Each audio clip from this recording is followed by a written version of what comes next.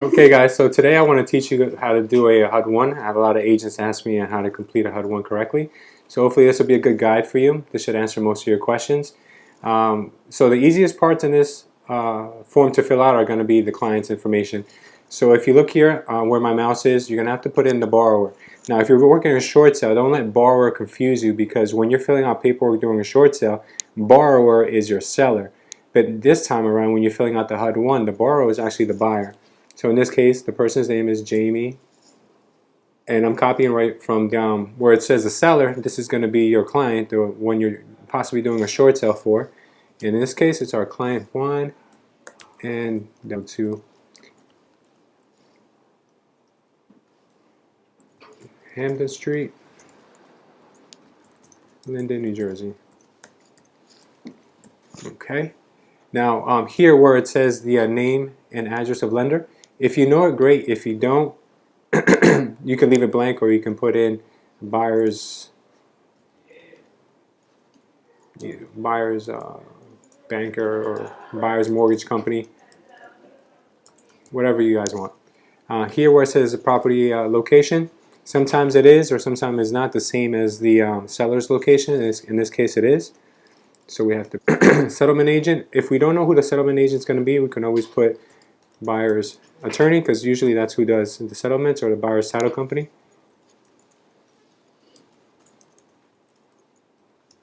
And place of settlement, if we don't know where it's going to be, we can always put down to be determined, or we can put buyer's attorney office. Settlement date, I like to use about 90 days out. You can do any date you want, but in this event we're just going to do March 1st, or actually March, what is that, 9th? March 9th, 2017. Hopefully that'll give us enough time. Alright, so now we're going to go with the easiest part of the contract, of the HUD, which is the contract sale price. In this event it's $398,000, is that correct? Mm-hmm. Alright, so this is going to go in a few places, and we'll get them out of the way right now so you don't have any problems. So we're going to have it here. You can't copy and paste on this one, unfortunately, so I'm just going to have to do it 4 times over. So it's going to be there, it's going to be here, it's going to be here. You're going to carry it over to the seller side from the buyer side, and I'll explain that in a second. So for those of you who don't know, the way the HUD-1 is structured is all the details for the seller go on the right side, which is right here, and all the details for the buyer are here on the left side. So whatever we put on one side, it has an impact on the stuff on the other side. So this was the easiest part of the HUD. Now we got that out of the way, we have to start looking at the other aspects of the HUD-1. So right off the back, you're going to see here there's not too much stuff that you need to worry about. You don't need to get into too much detail about the buyer's info unless it's pertinent. In this case, we're going to leave this blank for now, and I'll go back to it and I'll show you why. We're going to work the buyer's cost first, and then we're going to work the second page, and then we're going to finalize it here where the most important stuff of the HUD is going to go, and we'll leave that for last. So the next part that you should go down to is going to be taxes. So for taxes, you're going to want to put down that the taxes for whatever quarter we're going to be in are going to be, so that way if they're not paid, they can be paid through the closing. Right now it looks like we had on the previous HUD that the taxes were going to be between October 1st and December 31st. They were going to be 35. So what we're going to do is we're going to do the same thing for this quarter that we're in now. Now I know what you're going to say. If we don't close until March 9th, it might be already the following quarter, and let's just see if that's the case. So we've got 1/1/2017 and a quarter 1. Awesome. Alright, so now that gives us 3 full months of the taxes. So we know that 3 full months of the taxes are going to be $35.98, and how we know that is because we looked them up on the tax records on the MLS or on a third-party website. I'll leave that up to you, whatever you decide to work with.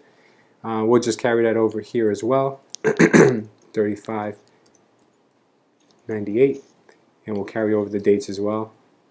1/1/2017. The reason we do this is because sometimes the banks tend to lag on paying the taxes for the property. So if the taxes are due, we want to make sure that the bank pays for them and not the buyer or the seller or even worse, it's taken out of our commission. So we don't ever want to be in that predicament.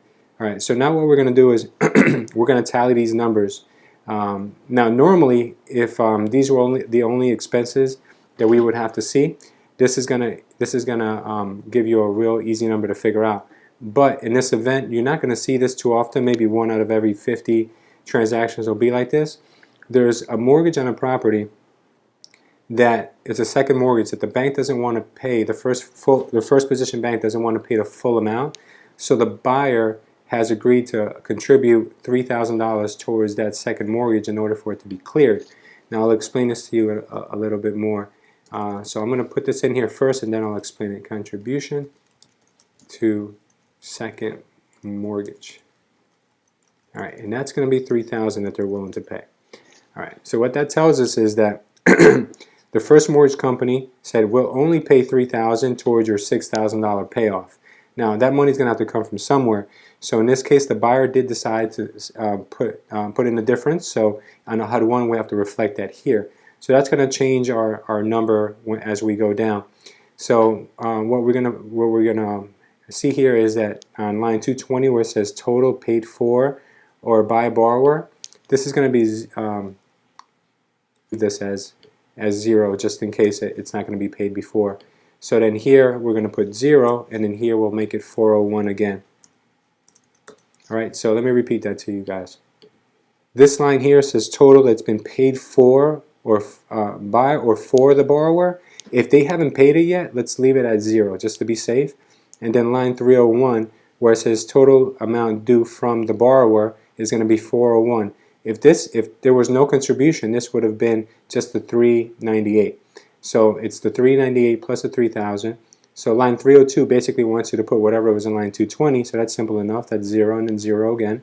So line 303 is going to be $401,000. All right? Any questions on that? You guys can send me an email. All right, so then we move on to the important part here, which is your commission. So in this case, there's two mortgage companies. I'm sorry, two real estate companies. I believe you have Atlantic Real Estate Pros. Okay, and our company is here. Looks like the commission that's being paid out is 70. What is that? $79.60 to the other real estate company, and we're getting $15,920. Okay. So that means your total commission is going to be $23,880. All right, that's cool. So this is where your commission is going to go. You're going to put it on the seller side of the HUD-1 because they're the ones responsible for paying it. In this case, the bank will pay it on behalf of the seller. So then we move down to the next line that they're going to pay for, which is the settlement or the closing fee. In this case, it's $2,500 that they've approved already, so we're going to copy that, keep moving down. Let's see, what would they have here? Looks like a $75, they've approved a $75 for a wire fee. I think that's what that is. So we'll carry that over here. And then we have for the transfer taxes, it's $31.96. So that is $31.96, and we're good. So now what we do is we add up all our fees, and that goes here on line 1400. Nothing's changed from our previous HUD-1, so we're going to carry this over to be $29,651. This is the total expense that the seller is going to be responsible for to close this deal. Now, very simple. All we have to do is take this number, carry it over to our first page, where it asks for line 1400, which we just completed doing. So that was $29,651. Okay, so we know that that's our fixed expense for the sellers for their closing costs. Now, what we do have in this event is a payoff to a second mortgage, which we're going to put first before we put the payoff to the first mortgage, because everything we discount from here is going to be taken away from the sales price, and then the balance will be paid to the first mortgage company. So I'm going to do the second payoff first. So this, a payoff to the second is going to be $3,000 that the bank is going to actually give them. And then we're going to have a seller incentive that the bank is also paying. And that is going to be $3,000, which was already approved. So that's going to give us the total of expenses that we're going to have on this transaction. So what we do now is we take all these expenses, which is the $29,651, the $3,000, the $3,000, and the taxes, and we take that number away from the $398. So let me see your calculator. I'll work this number for you. It should be actually exactly $3,000. It should be $3,000 more than they were previously receiving. So to save you guys the headache that looks of waiting for me to calculate this, the payoff to the first mortgage company is going to be $358 this time. $358,751, because previously it was $355,751. Now the last few lines that we're going to have here are going to be very simple. What it asks you here on line 520 is they want to know the total reduction amount due to seller. So we're going to reduce everything. That includes the $29,000, the $358,000, the $3,000, the $3,000, and the $35.98. Well, obviously that number comes out to $398,000. And then the next line wants to know total amount due to seller, which we know is $398,000.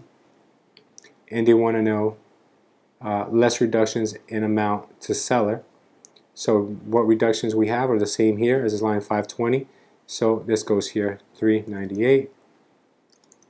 So that means that the cash to the seller is going to be 0. So when you calculate $398,000 minus $398,000, that'll give you 0. So the seller is not allowed to walk away with any money. The seller always has to zero out in a short sale scenario. The only difference in this situation is that the seller is walking away with a seller incentive, that this is paid directly to the seller the day of the closing. Now the other $3,000 that are going to be floating around because the buyer is bringing an additional $3,000, that'll be paid directly to the second mortgage company. But this will be given to the second mortgage company the day of the closing. It's not going to go to the seller. So now that we've correctly prepared this HUD-1, we should have no problems getting it approved by the bank. So this is more of a complicated HUD-1 to fill out because of the special situation we had, but it should explain to you more or less how to prepare a HUD-1. So if you guys have any further questions on this, please let me know, comment, share the video, and like it if you guys enjoyed what we did today. So take it easy, guys, and have a great day. See you later.